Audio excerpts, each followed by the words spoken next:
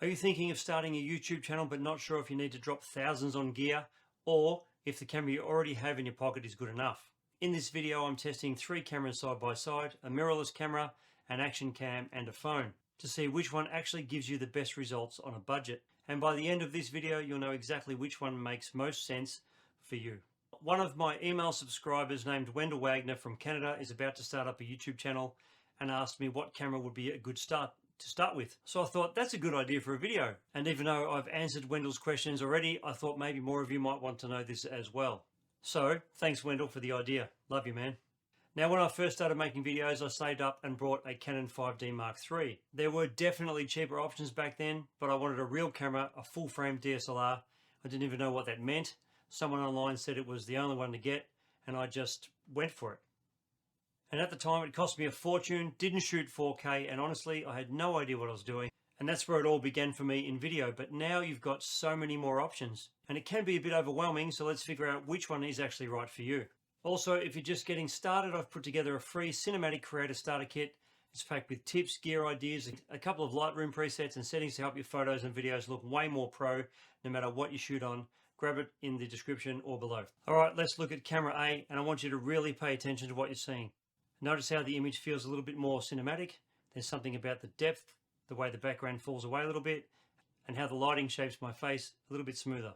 This camera captures more subtle tones in the shadows, in skin textures, even in how it handles highlights. It's great when you want your video to feel like it was crafted, not just recorded. This camera lets you dial in your framing with precision, whether you want a wider look or something more focused. And what you're seeing here is a slightly wider cinematic frame, not too distorted, not too tight. Everything here is locked in manually, the exposure, white balance, shutter speed, so the look stays consistent no matter how the lighting shifts.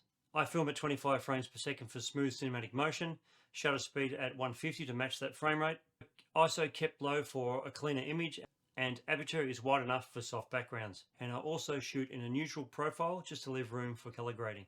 Now, I remember using this particular camera on the shoot by the ocean, golden hour, wind in the hair, not mine, backlight flaring just enough. I looked at the footage later and thought, that's it, that's the look I've been chasing for years.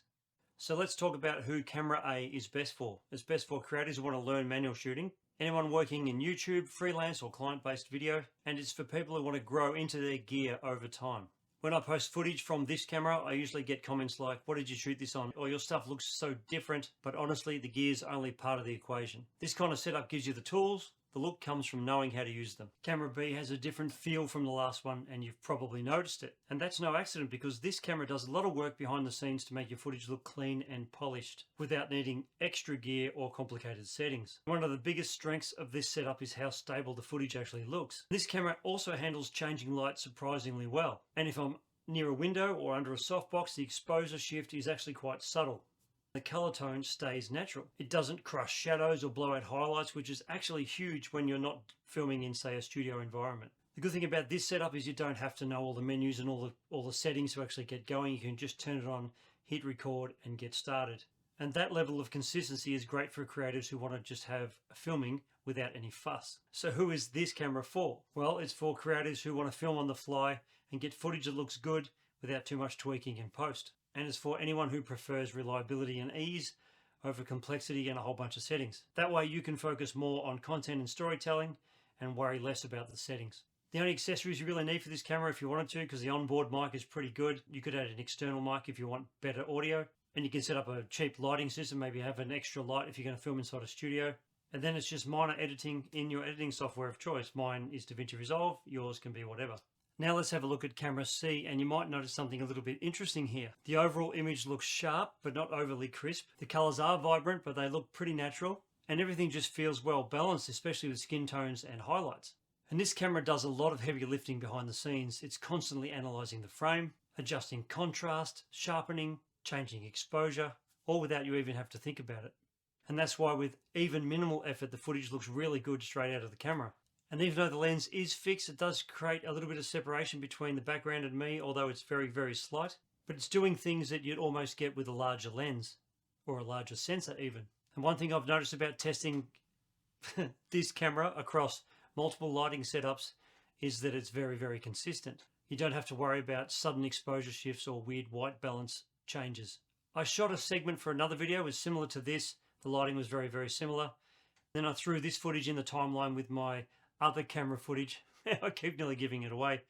And I couldn't tell the difference between this camera and my other camera in some instances, so that was quite good. So who is Camera C for? Well, Camera C is for creators who want quick, great looking results with minimal setup. And it's also for beginners who want to build confidence without investing heavily up front, and for anyone really who wants to focus on content first and not camera settings and so on.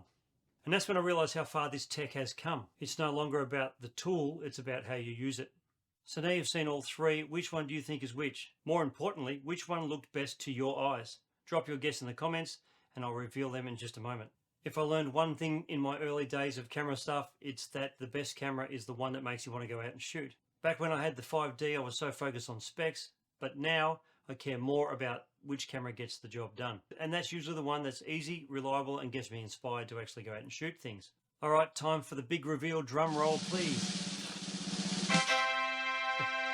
Here's which camera filmed each section. As you can see, camera A is the Canon EOS R mirrorless camera, camera B is the Insta360 Ace Pro, and camera C is the iPhone 15 Plus. Did you guess right? Be honest, drop a comment and let me know. But here's my honest advice. Just start with your phone because it's already something you have at your disposal and you can use it to film a bunch of videos for your channel. Keep creating and let yourself improve through the process. And eventually you'll hit that point where you've outgrown the phone. It just won't have enough settings and things that you want to achieve, where your skills have leveled up and your current setup just can't quite deliver the results you're aiming for. That's when it's time to upgrade, and doing it this way gives you three big advantages. Number one, you'll get way better at filming and editing through constant repetition. Two, you'll find out if making videos is something you actually enjoy before spending a cent on extra gear. And three, you'll give yourself enough time to save up for that dream camera and know exactly why you want it when the time comes. Photography and video is really more about composition, which is where you place your camera, rather than having the best camera. If you're unsure on how to do that, then click this video right here and it'll help you with that very thing. See you later.